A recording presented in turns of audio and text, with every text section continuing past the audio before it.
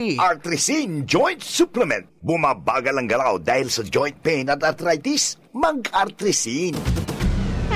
Mga tugang, iskaramusa na sa DCGB! Ano nasa ano yan? Iskaramusa na sa DCGB! Escaramuza, istorya sa kakanan, mano-mano sana. Marina, intra na sa Escaramuza.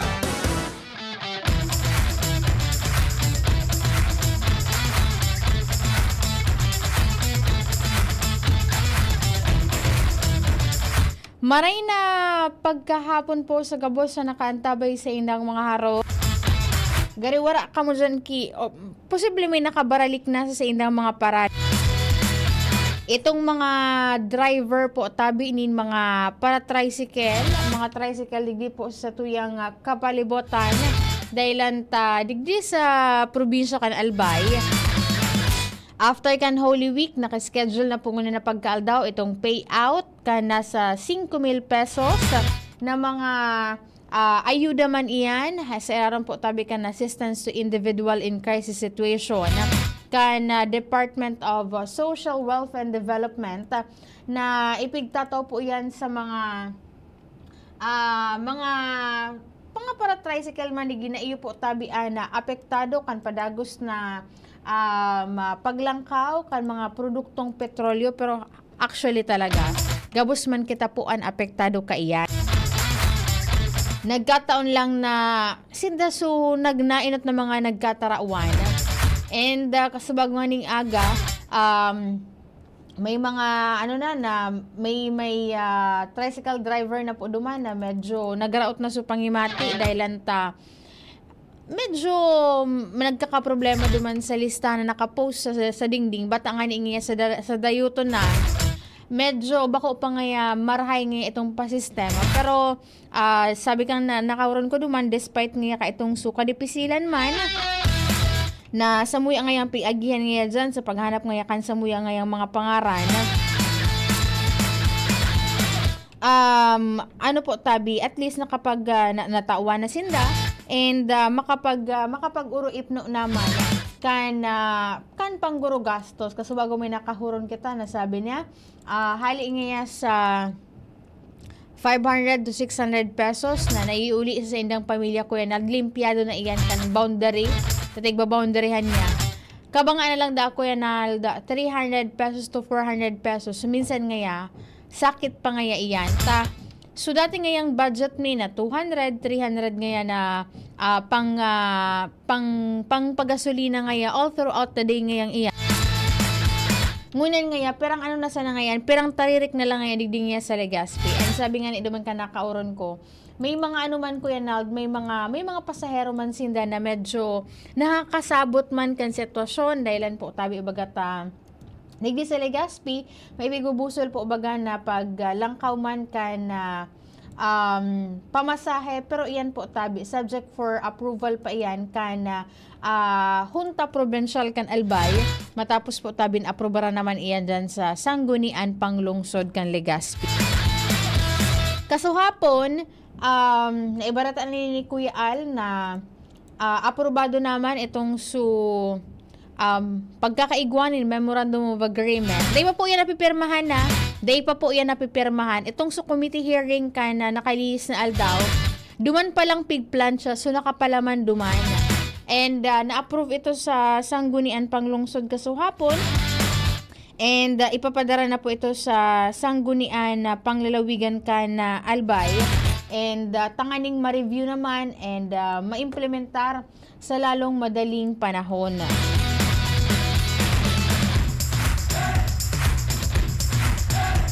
And ngunan lang yan, digdi lang yan ngunan lang po na pagkaldaw iyan na payout man dyan sa may parte ka na Ibalong Centrum for Recreation sa Barangay Bitaano, Legazpi City. Sana day naman ki mga although may naka-standby man po duman na mga medic itong mga personal hali sa City Health Office. And kasubago ko sabi kan mga tao duman, darahon na dato si tatay sa ospital. Pero conscious man sa Kuya Nald. Medyo natanglay lang da siya duman magtindog, arog ka iyan.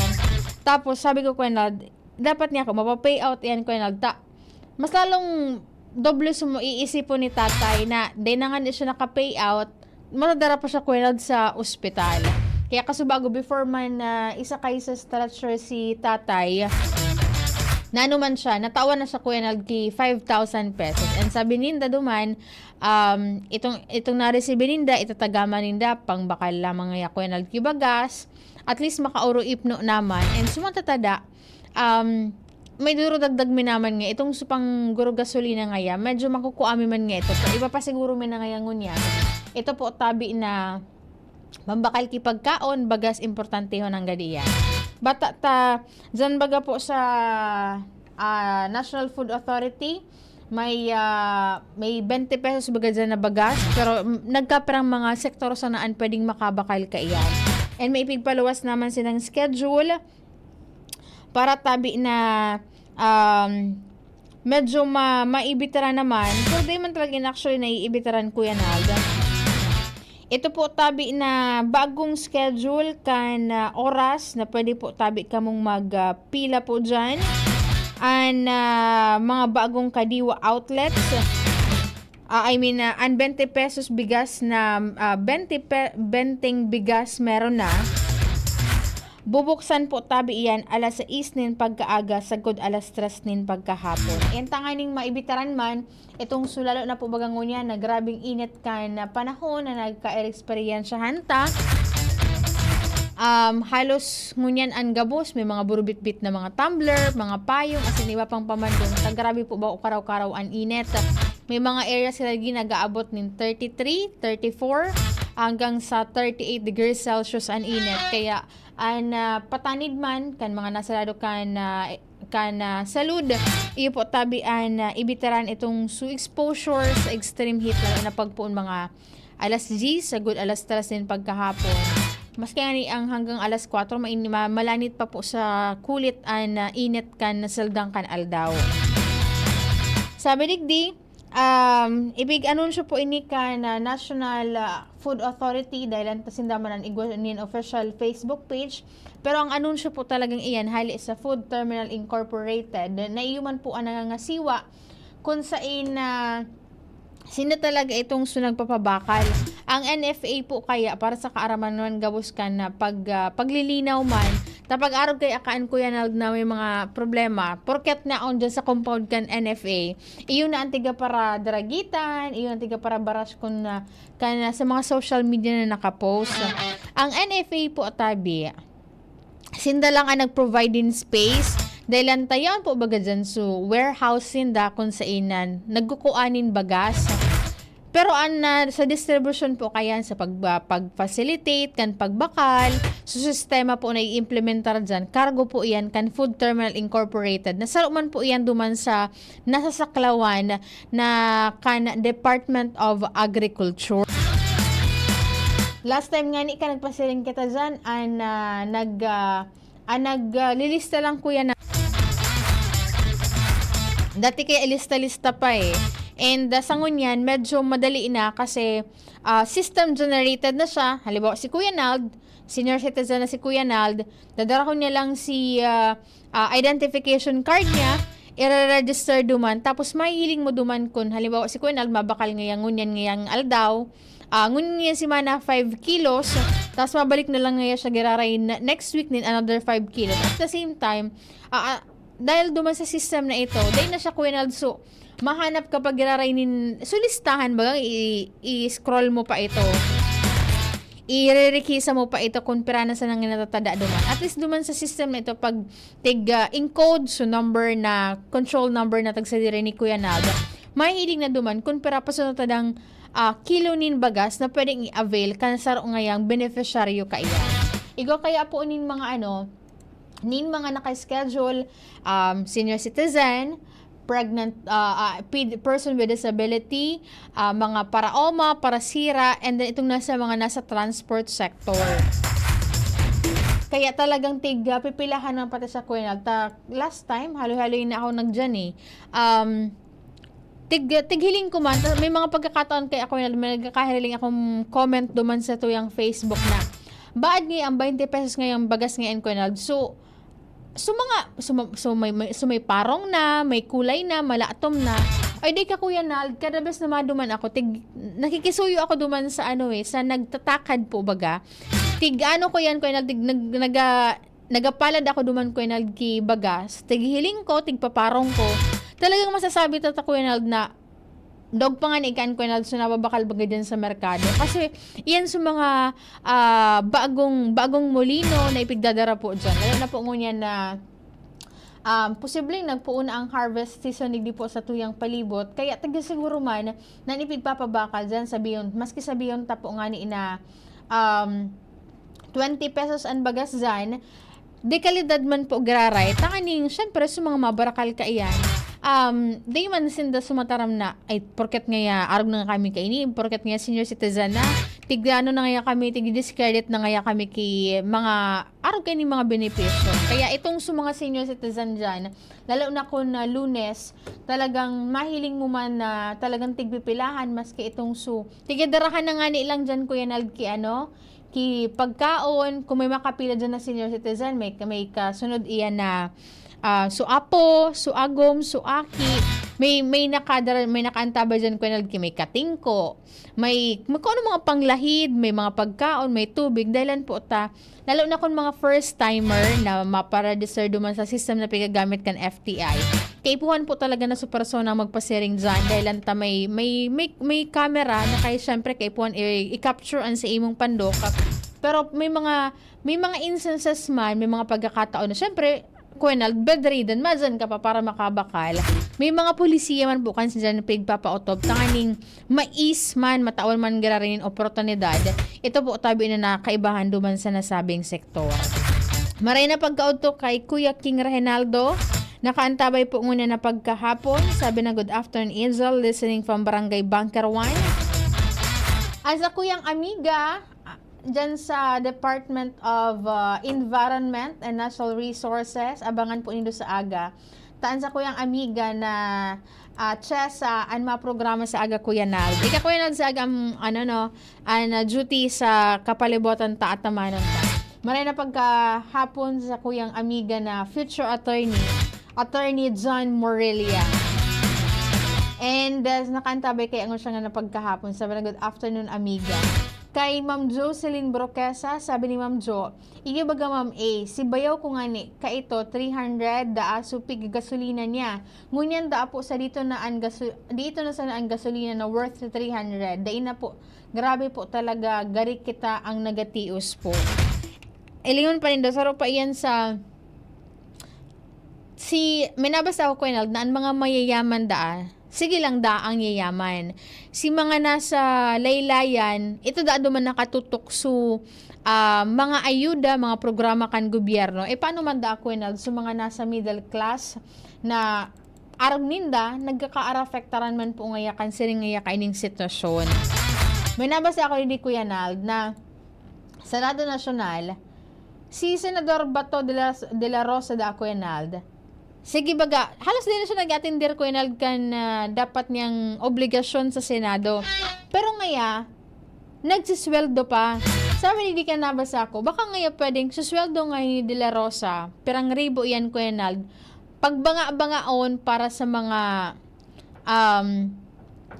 mga Pilipino na talagang nangangaipo. Araw ngaya kaya, na dahil naman niya siya nagpa-function, dahil naman niya siya nagpapailing, nagpapartisi para sa mga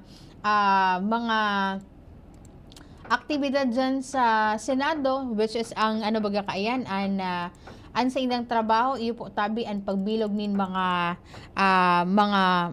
bills, mga polisiya na mapakinabangan kan mga Pilipino. Diba adla mga ya mag-ano na ngaya i-surrender niya na ngayaan sa iya ngayan sweldo. Sabi digdi, si Senador Ronald Bato de la Rosa ang may pinakamaraming absent sa first regular session ng Senado sa 20th Congress batay sa official attendance record ng Senado. Sa dokumento, absent o lumiban si De la Rosa ng 31 sa 5 out of 58 session days simula po ngayon ng July 28, 2025 sa good ngayon Marso 18 kan presenting ta. Nagpuon niya dahil mag-attender niya si De La Rosa kan bulan ngayon ni Nobyembre kung saan ngayon sabihon ngayon ni Ombudsman Crispin Remulla na nagpaluwas ngayon ng arrest order ang International Criminal Court kontra sa iya dahil sa iya naging papel sa madugong drug war kan administrasyon ni dating Presidente Rodrigo Duterte. Pero hay no talaga si Bato de la Rosa, ano kuya Nal, baad lamang pwede niyang i-waive an sa iyang sweldo na itao naman sa naduman sa mga nangangaipo. Pwede man sa nang itao niya na tahaning, ay naramduman ko kuya Nal, may request baga ini na gamiton sa sarang facility dyan sa may parte kan Bagyo. Tama bakasyon da ako Nal so pamilya niya. Dahil so po, gano'n ko yan na, dahil na nga nagpa-function kan sa iyang trabaho, may kusugbot pa siya na mag-request kasi rin ka iya. Maray na pagkauto kay Kuya Jarel Aranya, kan Lakandula Drive, Gogon Legazpi City. Sabi ni Sir Homer Realista Lola, good noon everyone, blessed Wednesday po. Kay Sir Alvin Uy, nakaantabay man po ngunit na pagkahapon. Kay Sir Joseph Nares, kay Ma'am Hayes, kay Ma'am Virginia Bilaro, kay Ma'am Rosalie Tenila de la Cruz, kay Sir Joseph Marbella. May naghapon hindi ko yan, kung paano ngayon ma'am, kung di ngayon makapasiringon yan sa Legazpi o sa Ibalong Centrum for Recreation. May other schedule pa po ba ngayat, tanganing maklaim ngaya ito ngayang tabang man an hali po tabi sa DSWD. Di ko po tabi iyan ma'am or sir masisimbag dahil ta kasubago sa team leader duman sa activity na ito. They da siya allowed na magpa-interview. Day din siya nabanggit na kung may iba pang naka-schedule dahil ang schedule na po na ini ipig paluwas ini kan DSWD. And kasubago nga ni tama itong suhapot ni VP Henry na wala ka manangad ko inalduman kimahiling na politiko. Kasi baga, saro po yan sa mga direktiba man na dapat sa mga sering kaining mga payout ngayakan. Dati baga ko yan, pagtupad payout, Diyos ko, nahahalawigan ang payout na antala ang payout dakulon pang mga programa, dakulon pang ngayong matara. And kasi bago, diretso lang, payout lang. Di ko aram, si RD Laurio kaya kan DSWD. Sabi duman sa group chat kan na DSWD. May naghaharalat man. Tapos syempre, kay puhan mag-interview duman eh. Kay puhan may makahuron from DSWD. Kaso antara mo duman sa group chat kan DSWD. Nasa may parte pa siya kan Kamarinesura kasubagong aga dahil anta duman nasa naga pa as of 9:26 nin pagka-aga kasubago po tabi. Day ko garing po ini mamasimbag kung may other date pa ba para sa payout po tabi kayan. Magantabay lang kamo dahil anta digdi sa probinsya kan Albay. May schedule na. Halos dyan sa may parte kan Tabaco, Igoman po kaan, sa Ligaw, Igoman po, and other munisipyo, posibleng mga masurunod naman iyan. And the same din iyan, duman po baga sa itatauman kan gobyerno sa paagiman po yan kan LTFRB, Land Transportation Franchising and Regulatory Board. Dahil before pa kan Holy Week, nainit po itong sa mga nagkatarawan sa may parte ka na National Capital Region. And digdi, dahil pagaring nagre-reply si Regional Director Joel De Feo kan LTFRB Bicol kung may tentative date na ba and kung pirang mga driver man kin mga public utility vehicle as in public utility jeepney and matatawan man po ni na ayuda tabang man despite po baga itong sukahagadaninda na mag-umento naman sa pamasahe, despite ka itong mga ginibo naman ng pirang aldaw po tabi na strike, wala pa ako kwenod ki abiso, wala pa ki anunsyo na ipigpapaluwasig di. Ang ma-announcement po kayan, iyo po tabian LTFRB, na sindaman itong nagko-consolidate ka itong mga datos na kinakaipuan. Kaya baga last time ka nakauron ta si RD, dapat itong mga operators, mga drivers, na nakakapagsumiter po kan mga kaipuhan na dokumentos, tangani na may sabay, duman po baga sa matatawan kisiring po kayan ayuda. Naramduman nindo last time, ka nagkaigwanin committee hearing itong pagtaonin 300 pesos sa subsidiya. Digdi po lang ko inal sa Legazpi City, igwanin 14 bapa. So itong mga bako pa direkta nakakonektar sa Aleco. Kantig account na Kuya Nald, halimbawa ngaya sa barangay ngayon ni Kuya Nald, for example, may bapa dyan. Ang nasa listahan Kuya Nald ngaya kan Aleco, 65. Pero pag abot kan Ororon, ay 95 na ngaya po ngaya sa Muya. Bata Kuya Nald, ang datos duman na pigbasehan kan Aleco asin kan LGU as of March 27. So, tanganing mataawanin oportunidad. Syempre, magkakaribok yan Kuya Nald. Kasi, utungan niya si Ronald Baldo ngaya, tinaawan niya kisubsidiya. Ako ngaya, lugod niya dae. Anong alda ito Lunes, committee hearing. Sagod lang itong afternoon na pag-submit man katong sa mga leader po bagakan mga bapa. Tanganing may isabay man duman. More or less, 34,000 ang isusubsidize po tabi kan LGU Legazpi. 34,000 times 300 pesos, 10.2 million pesos Kuya Nalda ang bubuwian kan LGU Legazpi para sa one-time electric subsidy man iyan. Dahil nga ni po syempre apektado man po ngaya ang gabos. Canceling po ngaya ka na pagsakit ngaya ngunyan and maano man lamang may alokar naman po tabi an kwarta ni datanganing pambakalin pagkaon. Sir Alvin Uy, Ma'am Angel, bakit po holiday bukas? Sa aga po talaga, Sir Alvin, regular holiday po ini dahil yan po ang araw ng kagitingan. So, posible Kuya Nald, pag holiday, wala magatakaan Kuya Nald kilaog. Nga taulukan ka Kuya Nald, holiday baga Kuya Nald. Ang sa kuya po nakapartner sa Lalo Technical, si Kuya Ronald Baldo. Ako po tabi si Angel Mustaza. Maray na hapon. Bye-bye. Tuhod, siko, baywa, aray! Pag laging pasan ang sakit sa kasukasuan, sign na yan ng arthritis o joint deterioration. Karaniwan kapag